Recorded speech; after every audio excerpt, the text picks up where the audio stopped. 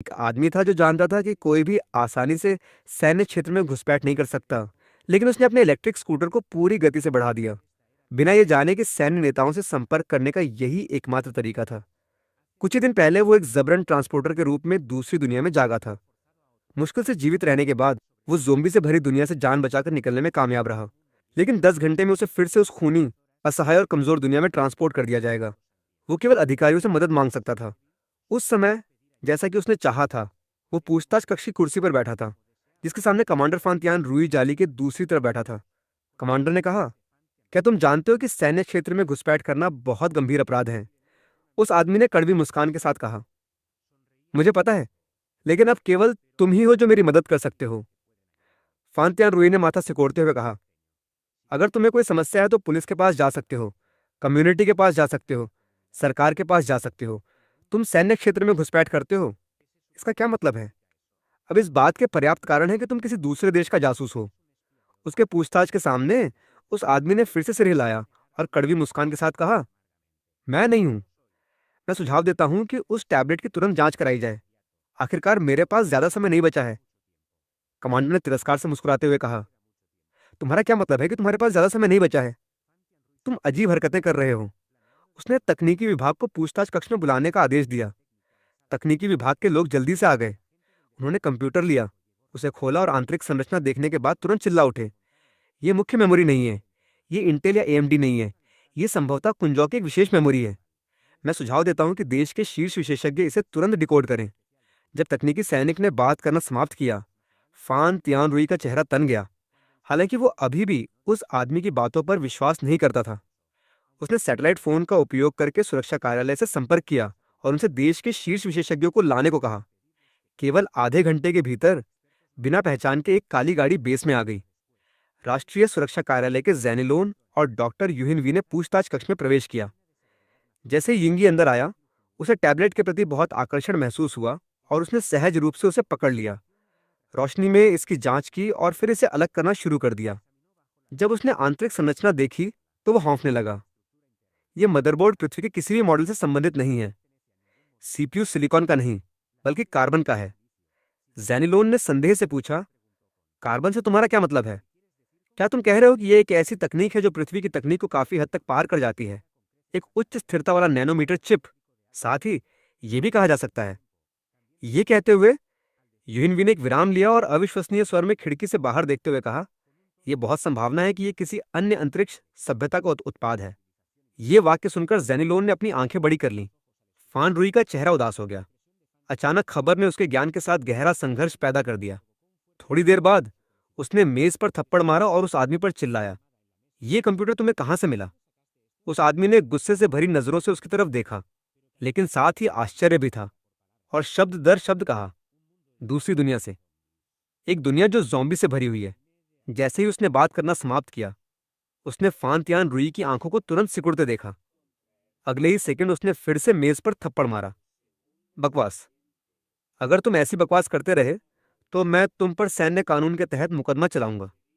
बिना डरे उस आदमी ने उससे पूछा, क्या पृथ्वी कार्बन कंप्यूटर बना सकती है? क्या पृथ्वी के पास वो तकनीक है? इसके अलावा मेरे पास वास्तव में समय नहीं है। मैं 3 दिनों से सोया नहीं हूं। जैसे ही मैं सोऊंगा, मैं इस बार फिर से ट्रांसपोर्ट हो जाऊंगा। हो सकता है कि मैं फिर कभी वापस ना आऊं। ये कहते हुए उसकी नजर धीरे धीरे बुझ रही थी। हाँ, अगर सैन्य मुझ पर भरोसा नहीं करते तो अगली बार जब मैं ट्रांसपोर्ट होऊंगा तो ये बहुत संभावना है कि वो मेरी मृत्यु का समय होगा। जेनिलोन, जो फान रुई के बगल में था, सदमे से उबर गया।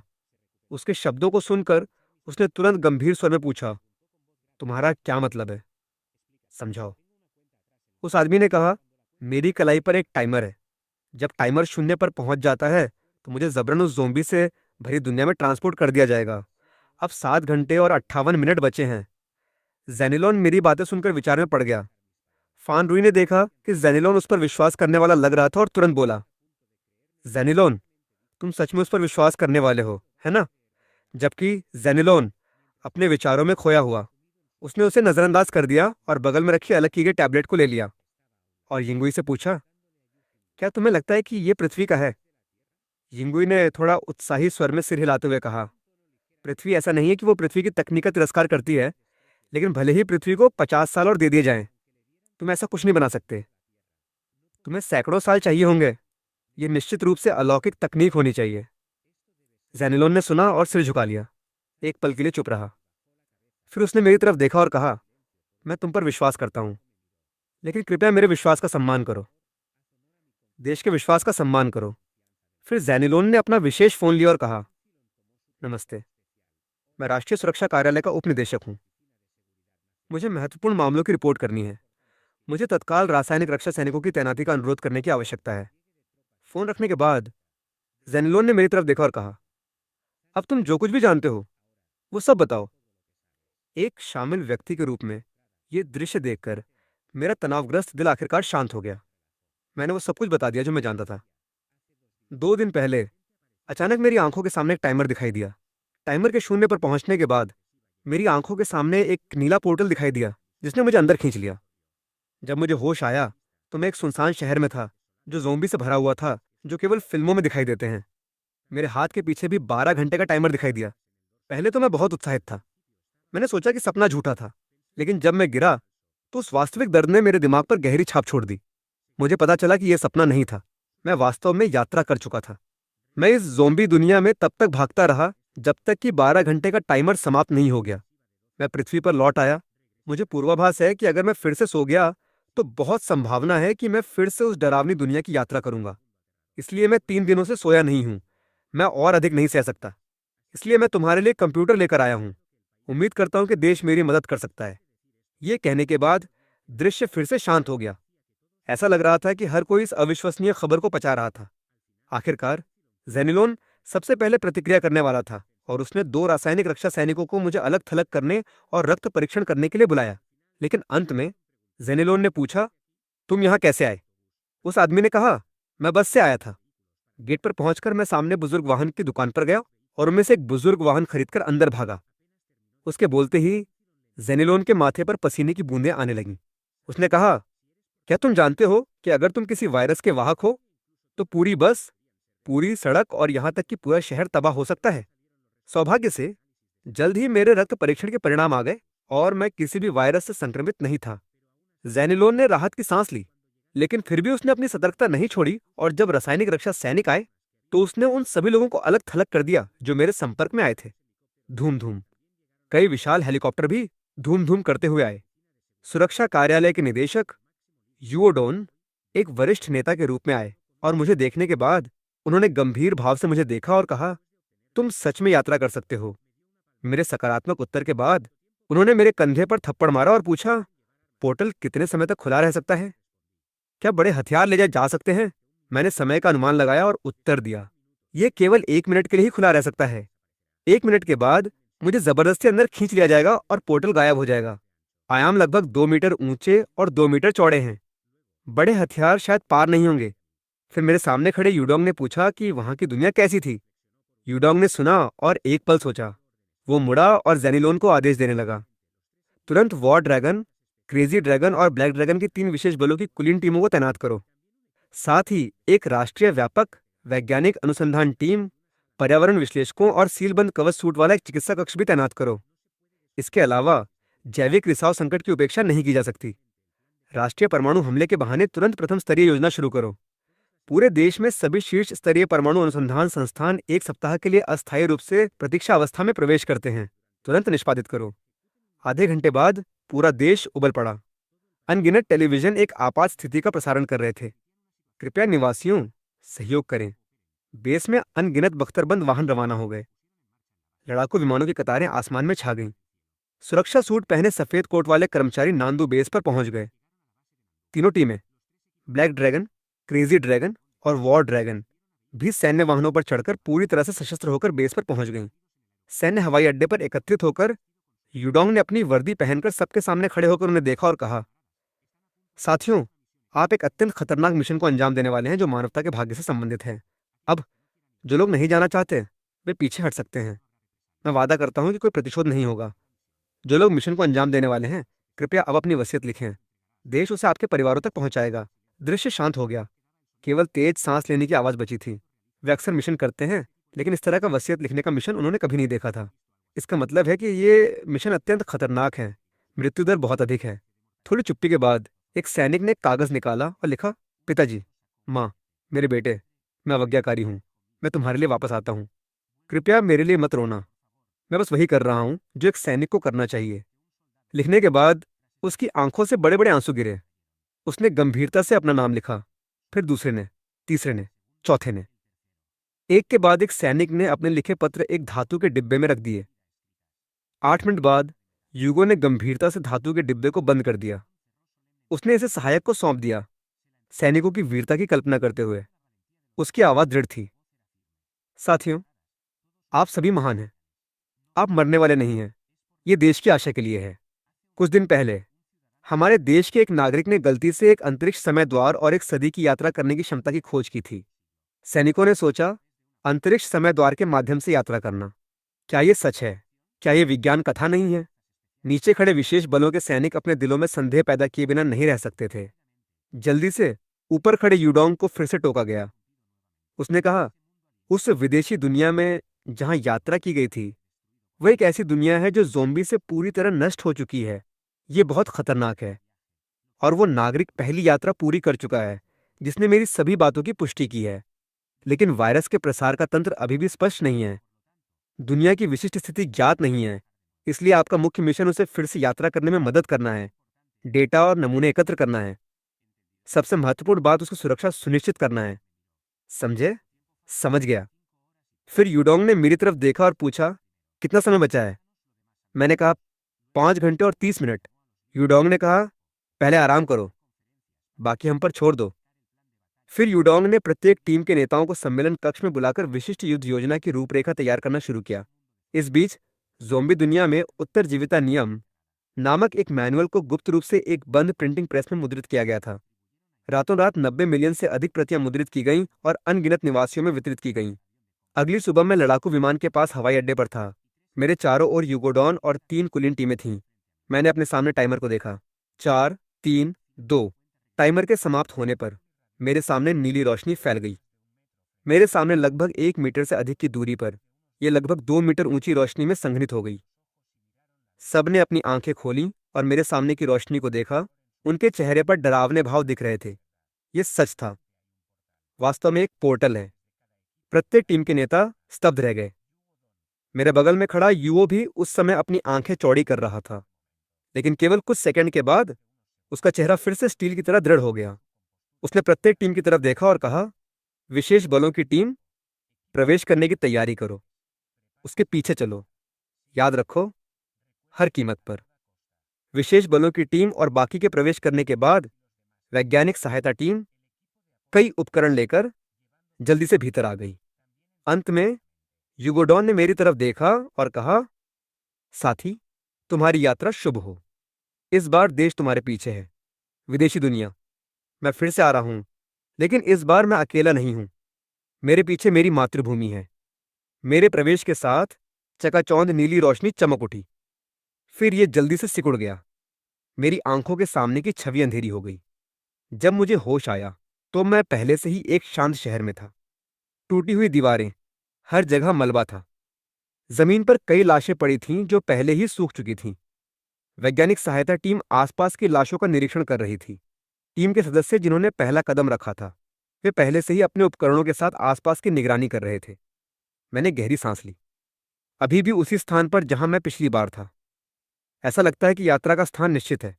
लड़ाकू टीम के कमांडर इन चीफ संसी ने दूर नहीं एक ताज़ा लाश की ओर इशारा किया और कहा, हमने अभी अभी कुछ ज़ोंबी को मार डाला है।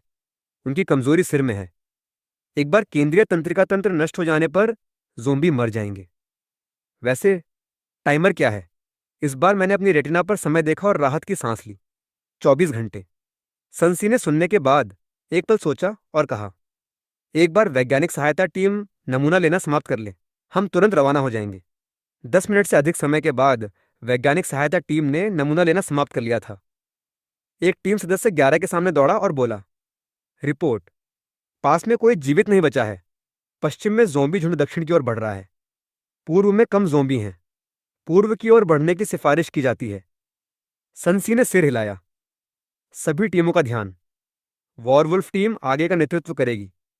हंटर ड्रैगन टीम पीछे की रक्षा करेगी। कियान समूह ब्लैक ड्रैगन टीम के समर्थन से पूर्व की ओर बढ़ता है। जल्दी से सभी पूर्व की ओर लगभग 2 किलोमीटर चले। रास्ते में मानवता के कई नुकसानों का सामना करना पड़ा। जेनलोन टीम द्वारा उन सभी को एक सुरक्षित स्थान पर ले जाया गया, जब तक कि वे किताबों की दुकान से नहीं गुजरे। सन सी ने दुकान की तरफ देखा और 20 मिनट तक तलाशी लेने का आदेश दिया। सबने जबरदस्ती अंदर प्रवेश किया और तलाश शुरू कर दी। अव्यवस्थित दुकान में मैंने एक पत्रिका उठाई। उसके कवर पर किसी प्रकार का हाईटेक मैकेनिकल डिवाइस दिख रहा था। इस दुनिया का तकनीकी स्तर कम से कम नानसेन के बराबर है, और यहाँ तक कि कुछ मामलों में इसे काफी हद तक पार भी कर जाता है। सन ने सिर हिलाया। जल्दी से उसके टीम के सदस्यों ने कुछ और इलेक्ट्रॉनिक डिवाइस ढूंढ लिए। कियान समूह के लोगों ने तुरंत मार्ग मानचित्रण उपकरण निकाल लिए, लेकिन मार्गों ने बाद में मिली विभिन्न पुस्तकों के मार्गों का भी विश्लेषण किया। आदि सनसी ने रेडियो के माध्यम से आदेश दिया, समय समाप्त हो गया, सब तुरंत पीछे हटो। जब कियान समूह और टीम के सदस्य पीछे हटने की तैयारी कर रहे थे, तो ऊपर से हल्की सी चरमराहट सुनाई दी। सबने अपना सिर ऊपर उठाया। किताबों की दुकान की दूसरी मंजिल का लकड़ी का साइन बोर्ड कटाव के कारण हवा में लहरा रहा था। फिर पूरा साइन बोर्ड गिर गया और जमीन पर गिरकर टुकड़े टुकड़े हो गया। आवाज पूरी जगह गूंज उठी। कई ब्लॉकों में ज़ोंबी ने शोर सुना और वे झुंड में आ गए। खून के प्यासे चमक के साथ वे तेजी से किताबों की दुकान की ओर दौड़े। सन ने कॉमन के साथ नजरें बदली। उसने रेडियो लिया और तुरंत आदेश दिया, सभी विशेष बलों के सैनिक युद्ध के लिए तैयार हो जाओ। 20 से अधिक लोगों की टीम तुरंत युद्ध संरचना में तैनात हो गई। अपने हथियारों को किताबों की दुकान के मुख्य द्वार पर निशाना बनाकर रखा। कियान और मुझे उनके पीछे संरक्षित किया गया, सांस रोककर। कुछ ही पलों बाद सड़ी हुई लाशों के साथ एक दर्जन ज़ोंबी सड़क पर दिखाई दिए। एक सामान्य व्यक्ति के समान गति से किताबों की दुकान की ओर दौड़ रहे थे। संसी की आंखों में चमक आ गई और उसने तुरंत सभी को साइलेंसर लगाने और आ रहे दर्जन भर ज़ोंबी पर गोली चलाने का आदेश दिया। गोलियां ज़ोंबी के मुंह पर सटीकता से लगीं। काला खून छिड़क गया। कुछ ही सेकंड में सभी ज़ोंबी जमीन पर गिर पड़े। संसी ने रेडियो पर निर्देश दिए, साइलेंट रिलीज। कई विशेष बलों के सैनिकों ने तुरंत काम किया। अपने पोर्टेबल टर्मिनल खोले। उन्होंने साइलेंट टोही ड्रोन तैनात किए। रास्पबेरी के चांदी के ड्रोन हवा में उठे और स्क्रीन पर छवियां प्रसारित कीं। हवाई दृश्य से देखा जा सकता था कि किताबों की दुकान के बाहर सड़क पर एक और भीड़ जमा हो रही थी। वे किताबों की दुकान की ओर बढ़ रहे थे, जिनकी संख्या लगभग 30 थी। टोही ड्रोन ने आगे की खोज जारी रखी। जल्द ही सभी ने पाया कि करीब आ रहे लगभग 30 ज़ोंबी के अलावा अन्य ज़ोंबी जो करीब आ रहे थे, वे अधिक दूर थे। उन्होंने अपनी दिशा खो दी और अपनी मूल स्थितियों में लौट आए। सभी ने राहत की सांस लिए बिना नहीं रहा। अच्छा, केवल 30 बचे हैं, ये कोई बड़ी बात नहीं है। जल्दी से ज़ोंबी झुंड में आ गए। गोलियां उनके माथे पर लगीं और कुछ ही समय में उन्हें मार गिराया गया। सुरक्षा की पुष्टि करने के बाद अनुसंधान कर्मियों ने जल्दी से ऊतक और रक्त एकत्र किया, लेकिन जल्द ही एक शोधकर्ता ने पाया कि गोलियों ने नष्ट कर दिया था। उनकी तंत्रिका गतिविधि पूरी तरह से बंद हो गई थी, लेकिन ज़ोंबी का रक्त अत्यंत सक्रिय था और उसके अंदर का वायरस अभी भी जीवित था। इस रक्त को इंजेक्ट करने वाला कोई भी व्यक्ति कुछ ही समय में ज़ोंबी में बदल जाएगा। यह सुनकर संसी ने तुरंत आदेश दिया, अनुसंधान टीम को छोड़कर किसी को भी ज़ोंबी के रक्त और ऊतक के संपर्क में नहीं आना चाहिए। यदि कोई संपर्क में आता है तो तुरंत सूचित करें। यह पुष्टि करने के बाद कि आकर्षित सभी ज़ोंबी समाप्त कर दिए गए थे, सभी ने आगे बढ़ना जारी रखा। साइलेंट ड्रोन आसमान से निगरानी कर रहा था। मैंने ड्रोन द्वारा प्रसारित हवाई छवियों को देखा। ढहती हुई इमारतें, हर जगह लाशें। मैंने संसी से धीरे से पूछा, क्या तुम्हें लगता है कि इस दुनिया में अभी भी जीवित लोग हैं? संसी ने स्क्रीन को देखा और एक पल सोचा, हो सकता है, लेकिन अगर जीवित हैं तो संख्या अधिक नहीं होगी। रात हो गई। टीम ने एक खंडहर सुपरमार्केट में डेरा डाला। मैं फर्श पर बैठा खिड़की से बाहर देख रहा था। लोगों के बिना एक शहर कितना शांत था। संसी मेरे बगल में अपनी बंदूक पकड़े हुए खिड़की से आकाश की तरफ देख रहा था।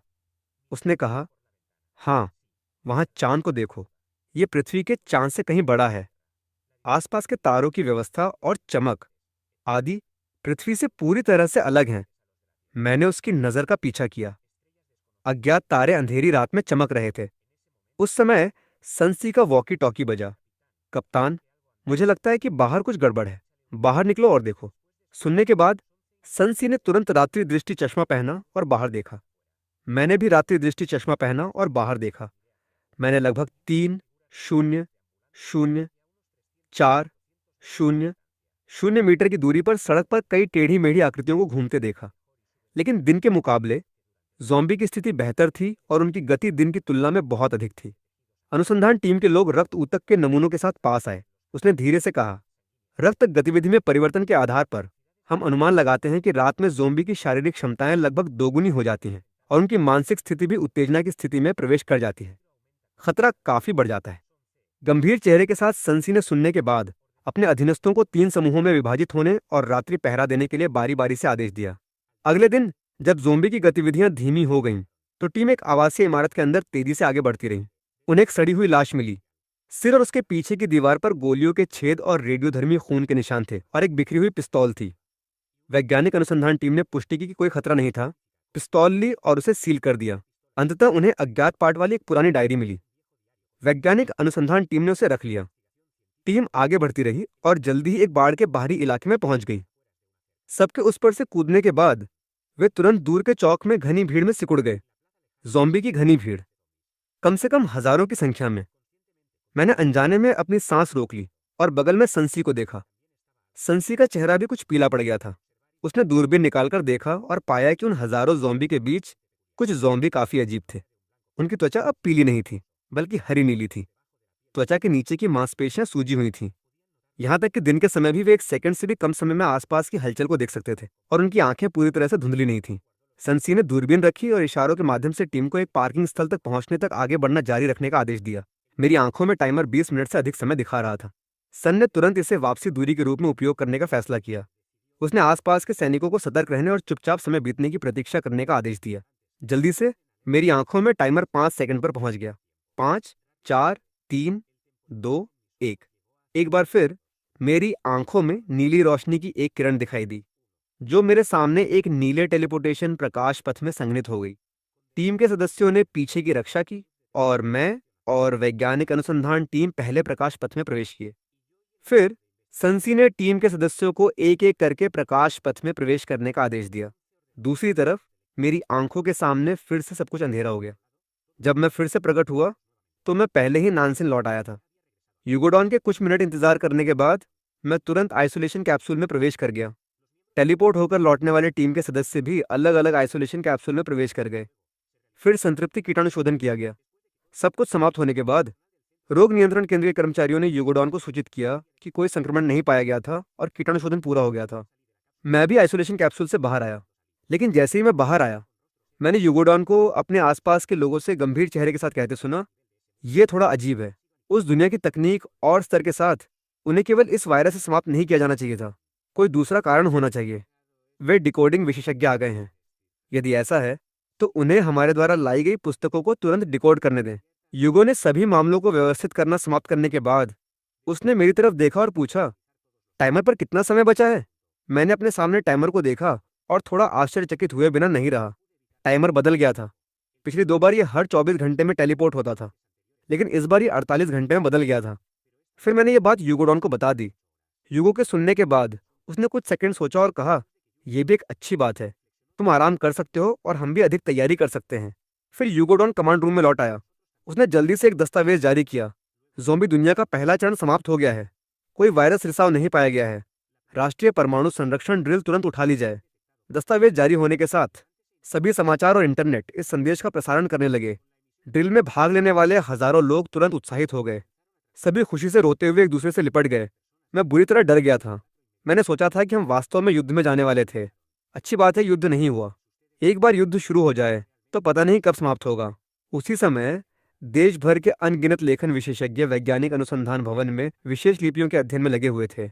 जल्दी से सैकड़ों विशेषज्ञों के प्रयासों के कारण एक प्रकार की लिपि जो एक प्राचीन ब्लू अर्थ सभ्यता द्वारा उपयोग की जाती थी, सबके सामने आ गई। एक दस्तावेज भी मेरी आंखों के सामने आया। ये एक पूरा एकाकी महाद्वीप था जो महासागरों से घिरा हुआ था। महाद्वीप पर केवल एक ही देश था, स्टार एम्पायर। स्टार एम्पायर की वर्ग प्रणाली बहुत सख्त थी। ये असामान्य नहीं था कि एक परिवार के 3 लोग भूख से मर जाएं।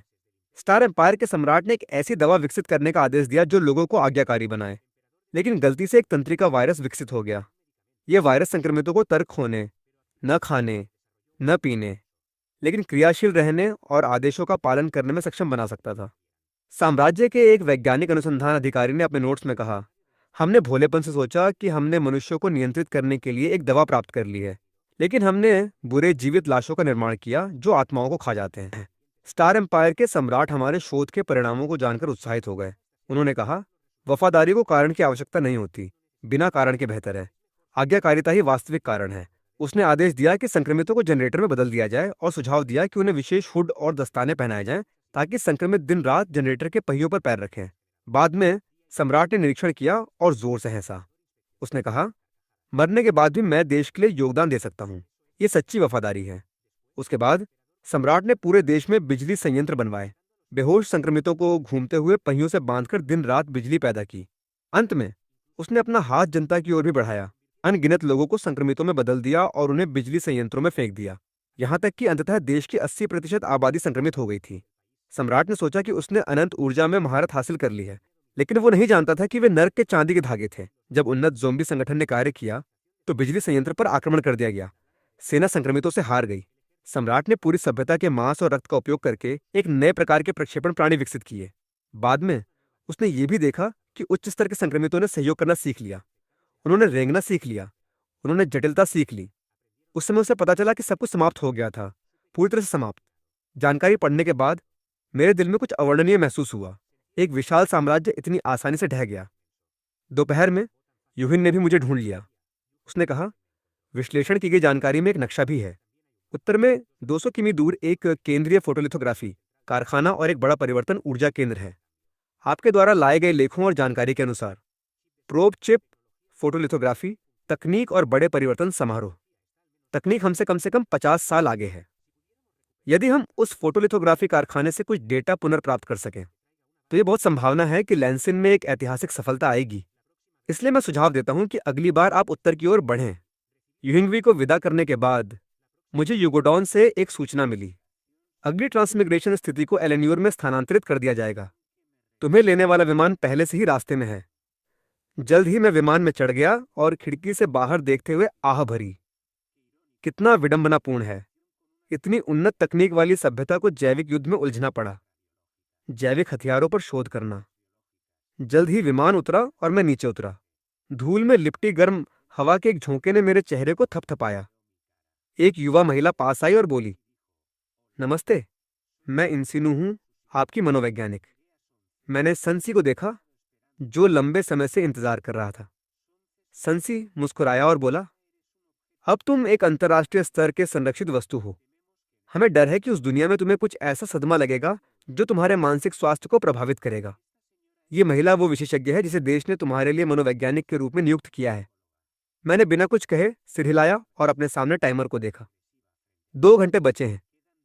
जब मैं बेस में दाखिल हुआ तो मेरे सामने 15 विशेष ऑल टेरन वाहन पंक्तिबद्ध थे। मेरे बगल में इन्यू ने कहा, इस बार ऊपर वालों ने आपको बहुकार्यात्मक ऑल टेरन वाहन प्रदान किए हैं। स्क्वाड्रन की संख्या भी 40 तक पहुंच गई है। यह आपकी सुरक्षा के लिए देश के महत्व का भी एक प्रदर्शन है। मैंने वाहन की सामग्री को छुआ। यह बहुत मोटा है। यह मेरे द्वारा देखे गए किसी भी वाहन से अधिक मजबूत है। यहाँ तक कि पेंट भी विशेष है। गोलियां उस पर फिसलन के निशान छोड़ती हैं। बहुत जल्द टीम के जमावड़े के साथ मेरी आंखों में टाइमर 0 पर पहुंचने वाला था। टाइमर बेस के अंदर लाउडस्पीकर पर भी गूंज उठा। मेरी आंखों में फिर से नीली रोशनी आ गई। सन ने आदेश दिया। विशेष बलों के स्क्वाड्रन ने वाहन चलाए। पहले मैंने संसी के साथ नजरें बदली और फिर अंदर चला गया।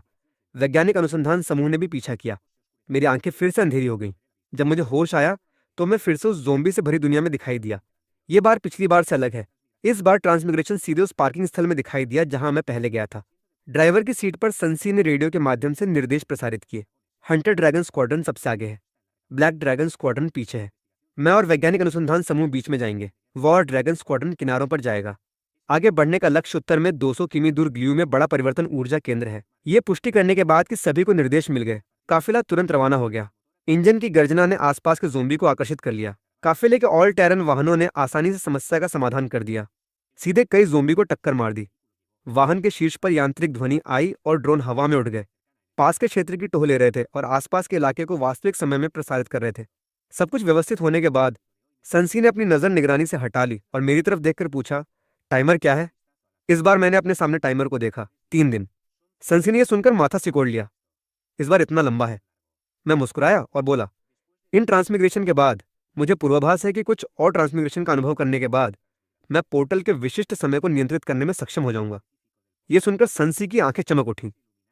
उसने कहा, सच में, अगर हम वास्तव में खुलने के समय को नियंत्रित कर सकते हैं तो हमें इतना निष्क्रिय नहीं होना पड़ेगा। हम जब चाहें तब ट्रांसमिग्रेशन कर सकते हैं। मैंने शरारत से पलकें झपकाईं। कुछ नहीं कहा, उसे अनुमान लगाने दिया। लेकिन जब मैं सनसी के साथ बातें कर रहा था, तो गार्ड के प्रभारी टीम के सदस्य ने हमें रेडियो पर दक्षिण पश्चिम दिशा में देखने के लिए बुलाया। सनसी और मैंने एक साथ देखा और एक किमी से थोड़ी अधिक दूरी पर 20 मीटर ऊंचा एक विशाल ज़ोंबी देखा। वो धीरे धीरे आगे बढ़ रहा था। उसके पीछे नीली त्वचा और विकसित मांसपेशियों वाले ज़ोंबी का एक समूह था। मैंने एक गहरी सांस ली। ज़ोंबी वास्तव में इस हद तक विकसित हो सकते हैं। सनसी ने तुरंत काफिले को दूर जाने का आदेश दिया। हम मूल मार्ग के अनुसार एक वैकल्पिक मार्ग से आगे बढ़े। जब हम विशाल ज़ोंबी की आकृति को नहीं देख सके, तो सनसी ने रेडियो लिया और अपनी नजरें जमा लीं। उसने कहा, सभी लोग इसे हल्के में न लें। विशाल ज़ोंबी की उपस्थिति वायरस के आतंक का प्रतिनिधित्व करती है। ये जानकारी से अधिक खतरनाक है। ऐसे खतरे होने चाहिए जिनकी हम भविष्यवाणी नहीं कर सकते। सभी को खुश होना चाहिए। जवाब देते समय सावधान रहें। रेडियो पर संदेश भेजने के बाद सनसी ने शांत शहर की ओर देखा और कहा, क्या तुम्हें नहीं लगता कि ज़ॉम्बी संकट इतना सरल नहीं है जितना कि एक अनियंत्रित? उदाहरण के लिए, अब ये विशाल ज़ॉम्बी। मुझे बहुत संदेह है कि यह स्टार एम्पायर द्वारा जानबूझकर बनाया गया एक जीवित हथियार है। बस ये हथियार अंततः नियंत्रण से बाहर हो गया। मैंने सनसी की बातें सुनी और चुप रहा। आसमान धीरे धीरे अंधेरा हो गया। अंधेरे में कुछ तारे दिखाई दिए। रेडियो पर एक टीम के सदस्य की आवाज आई, कप्तान, सामने 12 बजे की दिशा में संदिग्ध लोग हैं। हमें जाकर देखना होगा। यदि ये जीवित लोगों का अड्डा निकला, तो निश्चित रूप से इस दुनिया के बारे में अधिक जानकारी होगी। सनसी ने कुछ सेकंड सोचा और मना कर दिया। उसने कहा, आगे बढ़ो, अनावश्यक परेशानी मत पैदा करो। हमारा गंतव्य एंग्लियो का संलयन ऊर्जा केंद्र है। काफिला 2 घंटे तक चलता रहा। अंततः हम एंग्लियो संलयन ऊर्जा केंद्र पहुंच गए। छत पर लगे ड्रोन ने खोजबीन के लिए उड़ान भरी। केंद्र के अंदर का दृश्य जल्द ही स्क्रीन के केंद्र में दिखाई दिया। विशाल ढह गया ऊर्जा ढेर, ऊंची इमारतें ढह गईं। हर जगह हड्डियां दिखाई दे रही थीं।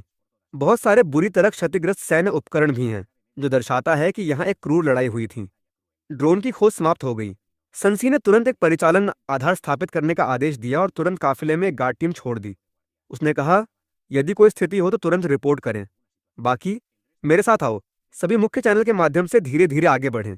ज़ोंबी की गर्जना कभी कभी सुनाई देती थी। जब कुछ ज़ोंबी ने हलचल देखी, तो सैनिकों ने तुरंत साइलेंसर वाले हथियारों का उपयोग करके गोली चलाई। हल्की थपकी की आवाज के बाद ज़ोंबी एक एक करके गिर गए। सन ने दीवार पर लगे संकेतों को खोजा। वो टीम को एंग्लियो केंद्र के नियंत्रण कक्ष में ले गया। ज़ोंबी को साफ करने के बाद अनुसंधान टीम अंदर आ गई। छोड़े गए डेटा के माध्यम से सभी ने सीखा कि यह 200 साल से अधिक पहले बनाया गया था। उस समय स्टार एम्पायर में एंग्लियो के पिता नामक उपाधि वाला एक प्रतिभाशाली व्यक्ति था, जिसने अकेले ही परमाणु संलयन की 10 प्रमुख कठिनाइयों को पार कर लिया था, जिससे साम्राज्य की परमाणु संलयन तकनीक तेजी से आगे बढ़ी। ये बिजली संयंत्र साम्राज्य का एक चमत्कार भी बन गया। फिर सभी ऊर्जा कोर में गए। अनुसंधान टीम ने एक नमूनाकरण उपकरण निकाला। एक मध्यम आयु वर्ग के शोधकर्ता ने कोर सामग्री को उत्साहित नजरों से देखा। उसने कहा, यहाँ की कोर तकनीक और गर्मी प्रतिरोधी परत तकनीक ब्लू स्टार की तुलना में बहुत अधिक है। मुझे शोध के लिए कुछ नमूने ले जाने की आवश्यकता है। अनुसंधान टीम ने एक वीडियो रिकॉर्डिंग उपकरण निकाला और कोर क्षेत्र को ध्यान से रिकॉर्ड किया। जैसे जैसे नमूनाकरण आगे बढ़ा, मध्यम आयु वर्ग के शोधकर्ता की अभिव्यक्ति और अधिक उत्साहित होती गई। उसने कहा, इन सामग्रियों का संचय अत्यंत स्थिर है। इसमें प्राकृतिक स्थिरता और विकिरण प्रतिरोध है। और उन्होंने एक सुपरकंडक्टर के साथ एक क्रिस्टल का भी उपयोग किया है। जब तक हम इन नमूनों को वापस ले जाएंगे, हमारे देश का परमाणु ऊर्जा विकास निश्चित रूप से तेजी से आगे बढ़ेगा और यहाँ तक कि पूरी तरह से व्यावहारिक चरण में प्रवेश करेगा। ये असंभव नहीं है। इन शब्दों ने पूरी अनुसंधान टीम को उबाल दिया। सभी देश के लिए योगदान करने में सक्षम होने की उम्मीद कर रहे थे, वैज्ञानिक अनुसंधान के इतिहास में अपना नाम छोड़ने के लिए। मध्यम आयु वर्ग के शोधकर्ता ने तुरंत सभी को सामग्री काटने और नमूनों को सीलबंद बक्सों में रखने का आदेश दिया। जैसे ही नमूनाकरण का काम समाप्त हुआ, सनसी के हेडसेट ने पीछे की टीम से एक चेतावनी प्रसारित की। दक्षिण पूर्व दिशा में 2 विशाल ज़ोंबी पाए गए। वे 16 किमी घंटा की गति से तेजी से आगे बढ़ रहे हैं। सीधी दूरी 1 किमी है। अनुमान है कि वे 10 मिनट में पहुंच जाएंगे। सनसी का चेहरा उतर गया और उसने तुरंत आदेश दिया, तुरंत उच्च विस्फोटक एंटी टैंक खदानें तैनात करें और गोली चलाने की तैयारी करें। फिर वो मेरी तरफ और अनुसंधान टीम के सभी लोगों की तरफ मुड़ा। अनुसंधान टीम के सभी कर्मचारी तुरंत पीछे हटे और मूल मार्ग से वापस लौटें। आदेश दे दिया गया था। सभी ने जल्दी से निकासी की तैयारी की और ऊर्जा केंद्र से बाहर भाग गए। आधा मिनट बाद मैंने गहरी सांस ली और उनका पीछा करते हुए हाँफने लगा। दरवाजे के जितना करीब आता, उतना ही मैं जमीन में हल्की सी कंपन महसूस कर सकता था। 10 सेकंड बाद पीछे के काफिले की दिशा में एक विस्फोट सुनाई दिया। मुझे दिल में पता था कि उच्च विस्फोटक एंटी टैंक खदानें फट गई थीं। इसका मतलब था कि विशाल ज़ोंबी बस आने ही वाले थे। सबकी आगे बढ़ने की गति फिर से तेज हो गई और जब एक और विस्फोट सुनाई दिया, तब हम पहले ही काफिले में लौट चुके थे। मैंने दरवाजा खोला और अंदर बैठ गया। सन सी ने एक्सीलेटर पर पैर रखा। इंजन गर्जना करने लगा। मैंने सिर घुमाया और विस्फोट की दिशा में देखा। केवल 3, 0, 0, 4, 0, 0 मीटर की दूरी पर दो विशाल ज़ोंबी गर्जना कर रहे थे और उनके शरीर से अंडे के छिलके लटक रहे थे। काफिले की दिशा में उन्मत्त गति से दौड़ रहे थे। सन ने मॉनिटर को देखा और कुछ सेकंड सोचा। फिर उसने वॉकी टॉकी ली और आदेश दिया कि काफिला अपनी गति कम कर दे। उसने कहा, विशाल ज़ोंबी की गति के समान गति बनाए रखें ताकि विशाल ज़ोंबी की गति के पैटर्न का परीक्षण किया जा सके। अनुसंधान टीम, रिकॉर्डिंग पर ध्यान दें। काफिले ने अपनी गति कम कर दी और एक टीम के सदस्य ने अपना सिर बाहर निकाला और विशाल ज़ोंबी पर निशाना लगाने के लिए एक एंटी मटीरियल स्नाइपर राइफल उठाई। एक थपकी के साथ विशाल गोली ज़ोंबी के माथे पर लगी और एक छोटा सा छेद कर दिया। लेकिन विशाल ज़ोंबी केवल लड़खड़ाया, गुस्से में दहाड़ा और एक धक्का में अपनी गति तेज कर दी। उसके माथे का छोटा सा छेद तेजी से ठीक हो रहा था। मैं स्तब्ध होकर देखता रहा और अनंत बिजली से अनुसंधान टीम की कौंपती आवाज आई। ये मरम्मत करने वाली कोशिकाओं का विस्फोट है। ये साधारण लोहा नहीं है। ये निश्चित रूप से एक डिजाइन किया गया जीव है। सन कुछ सेकंड के लिए चुप रहा और फिर से आदेश दिया, उच्च विस्फोटक ग्रेनेड पर स्विच करें। वाहन की छत पर टीम के सदस्यों ने जल्दी से गोला बारूद बदल दिया और एक धमाके के साथ विशाल ज़ोंबी के माथे पर आग का एक गोला फट गया। उसका शरीर झटके से लड़खड़ा गया और गिर गया, लेकिन अगले ही सेकंड वो फिर से उठ खड़ा हुआ। उसके माथे का सतही ऊतक उड़ गया था, जिससे धातु की चमक वाला उपत्वचीय ऊतक दिखाई दे रहा था। अनुसंधान टीम के सदस्य सदमे में चिल्ला उठे। ये कोशिकाओं की सोने की संरचना के प्रत्यक्ष पुनर्लेखन का उपयोग करने वाला बायोमेटेलिक ऊतक है। ये बिल्कुल अविश्वसनीय है। सन ने सुना और सीधे रैपिड फायर तोपों पर स्विच करने का आदेश दिया। टीम के सदस्यों ने रैपिड फायर तोपों को लगाया और विशाल ज़ोंबी पर तोपों की बौछार कर दी।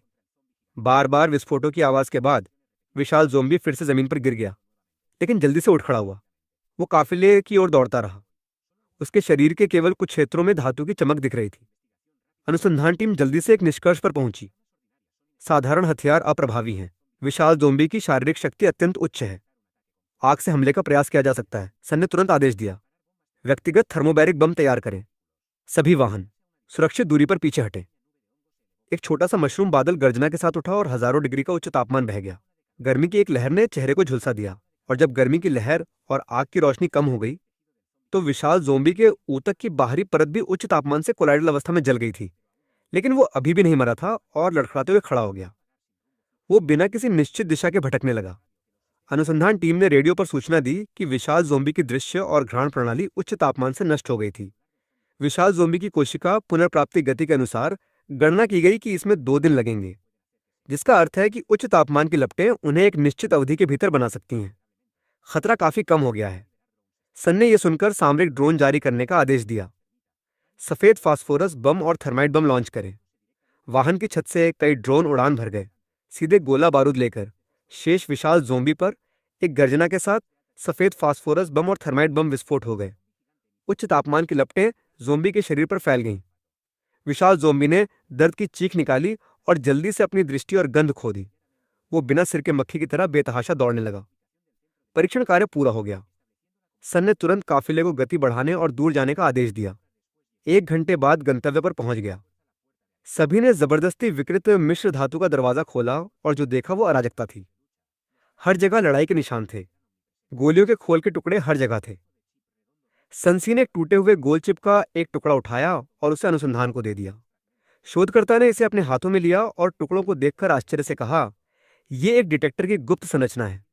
इसके अनुसार यह अनुमान लगाया जा सकता है कि वे पहले से ही नैनोस्केल पर स्थिर उत्पादन करने में सक्षम हैं।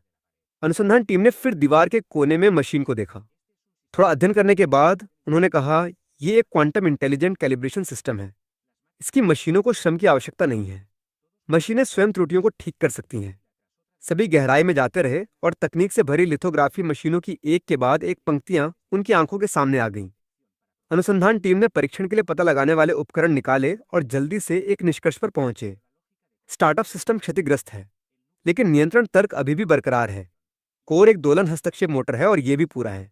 जब तक कुछ नमूने ले जाए जाते हैं, देश के चिप्स तेजी से विकास का अनुभव करने में सक्षम होंगे और हमें अब दूसरों पर निर्भर नहीं रहना पड़ेगा।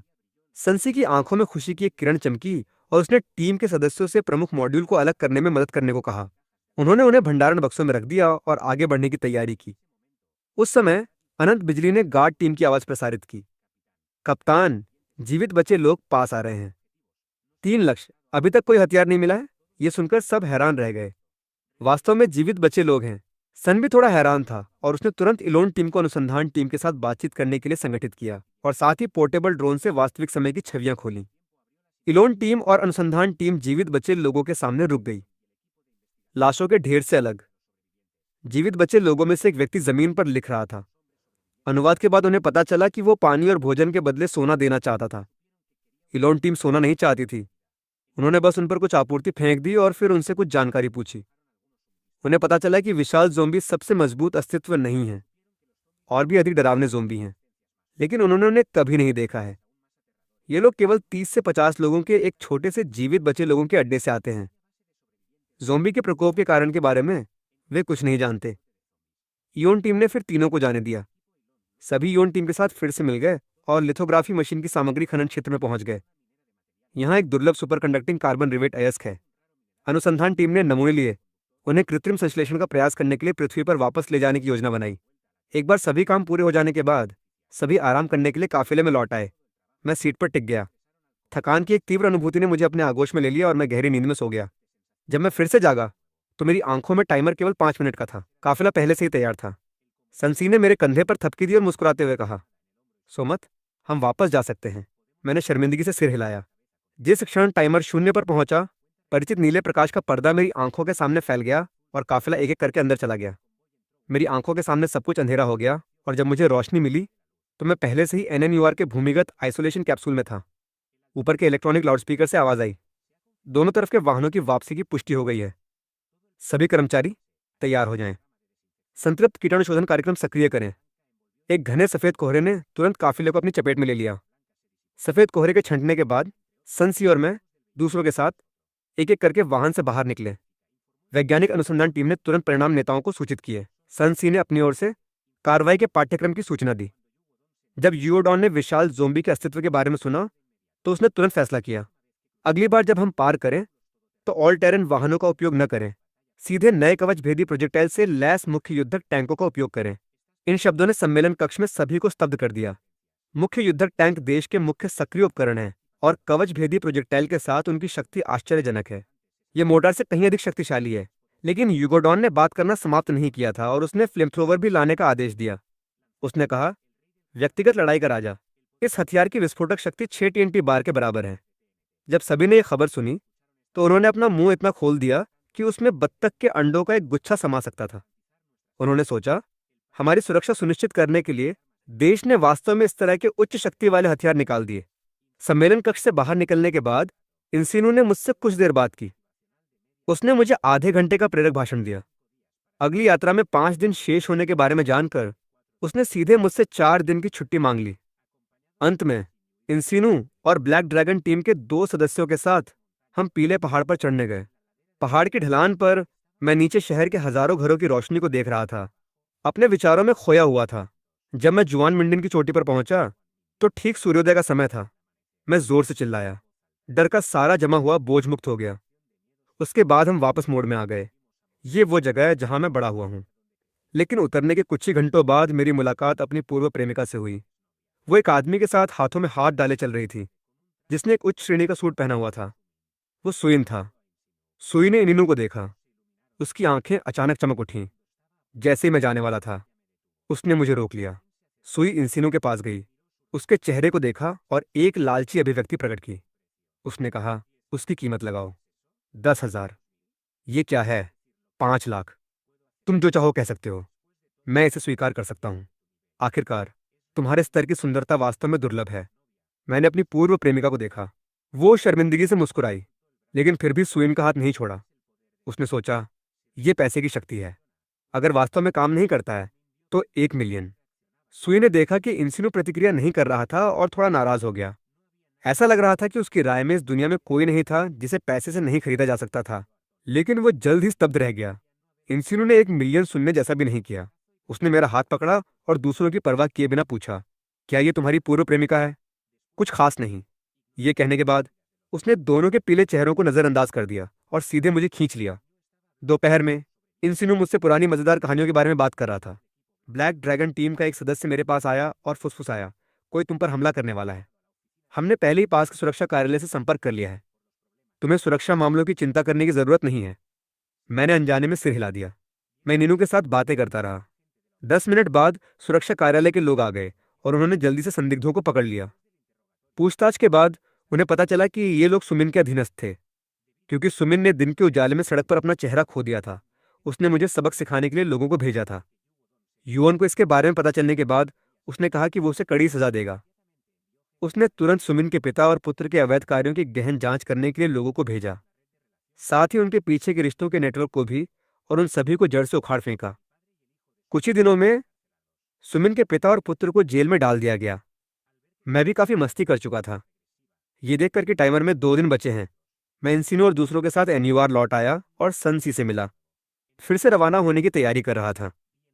टाइमर के आखिरी दिन मैंने बेस में 10 मुख्य युद्धक टैंक और 10 बख्तरबंद वाहन देखे। मेरा दिल धड़क उठा।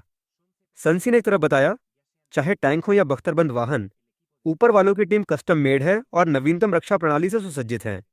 जिस क्षण टाइमर 0 पर पहुंचा, नीले प्रकाश का पर्दा फिर से प्रकट हुआ और टैंक और बख्तरबंद वाहन गर्जना करते हुए अंदर चले गए।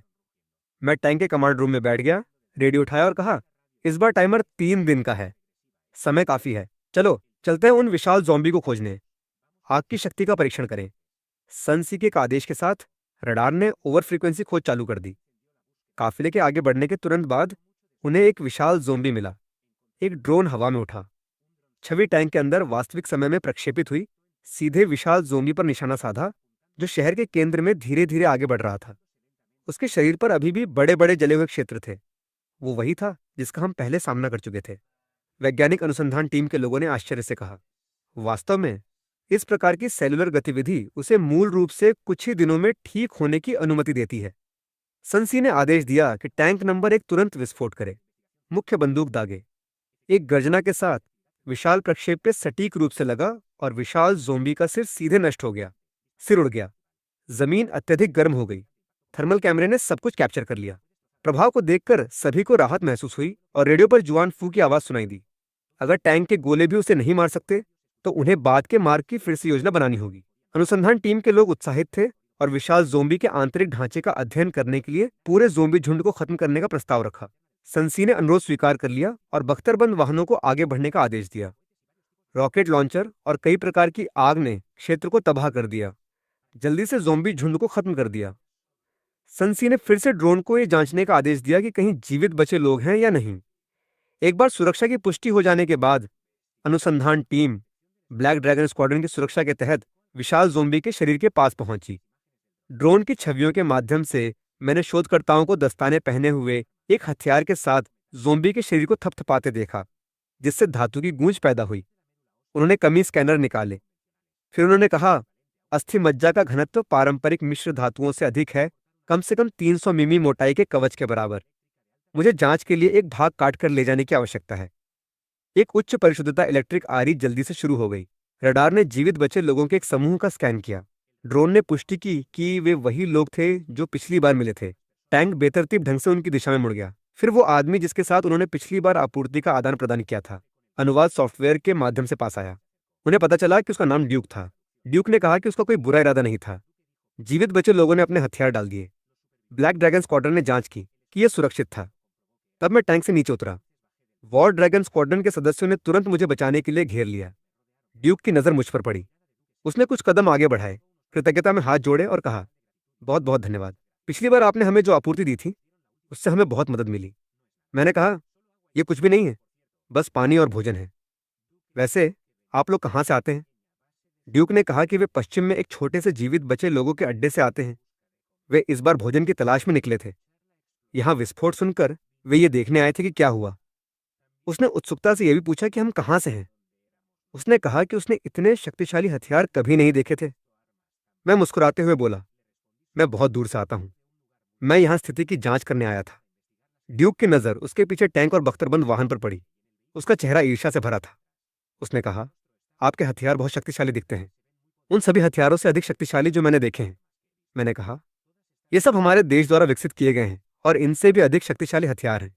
ड्यूक ने आश्चर्य की अभिव्यक्ति दिखाई। इनसे भी अधिक शक्तिशाली हथियार हैं। थोड़ी चुप्पी के बाद ड्यूक ने अपनी इच्छा व्यक्त की, आपके पास अधिक भोजन है। हमारे अड्डे पर भी आपूर्ति समाप्त हो रही है। यहाँ सोना है। मैं आपको कुछ पानी और भोजन देने के लिए दे सकता हूँ। ड्यूक पॉम्प उठा और माफी मांगने लगा। मैंने कहा, धन्यवाद। फिर टैंक काफिला अगले गंतव्य की ओर दक्षिण पश्चिम दिशा में खनन क्षेत्र की ओर 7-8 घंटे के बाद चल दिया। अंततः हम खनन क्षेत्र में पहुंच गए। ब्लैक ड्रैगन स्क्वाड्रन ने परिधि को सुरक्षित कर लिया। हंटर ड्रैगन स्क्वाड्रन और वॉर ड्रैगन स्क्वाड्रन ने खनन क्षेत्र में खोजबीन की। अनुसंधान टीम ने जानकारी एकत्र की। जल्द ही सभी को लगभग 2 टन अयस्क मिला, जिसमें आध्यात्मिक कोयला अयस्क और सुपरो अयस्क शामिल थे। कुछ अपेक्षाकृत दुर्लभ अयस्क भी थे। खतरा। 200 मीटर पर जोम्बी। सन चिल्लाया। मैंने अपना सिर उठाया और दूर एक साधारण जोम्बी देखा और उसी समय बटन दबाया। लेकिन अगले ही सेकंड बख्तरबंद वाहन ने उसे सीधे कुचल दिया, उसे कीमा बना दिया। जब पोर्टल में 1 घंटा बचा था, तब तक सभी ने संग्रह का काम पूरा कर लिया था।